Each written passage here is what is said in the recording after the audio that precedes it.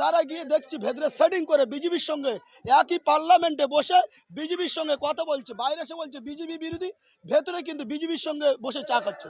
তাই আমাদের প্রাণপ্রিয় বিধায়ক নওশাদ সিদ্দিকী সাহেব বলেছিল যে আমাদের কলকাতার আমাদের যে রাজ্যসভা আছে, রাজ্যসভায় যে বসে বৈঠক হয় 294টি এমএলএ সাহেব যায়, ভেতরে একটা টিভি লাগানো, কোন বিধানসভার জন্য তার এমএলএ কি বক্তব্য রেখেছে, কি চাইছে মানুষের জন্য, কিন্তু আমরা দেখছি সেই মমতা ব্যানার্জি মাথা নিয়ে বললো না।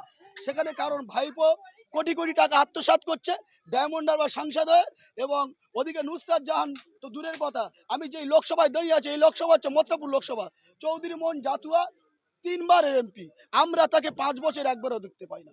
আপনি তো আমাকে অনেক দূরের কথা বলছেন, কিন্তু আমার এলাকাটা আমি চৌধুরী মোহন জাতুয়াকে কোনোদিন দেখিনি।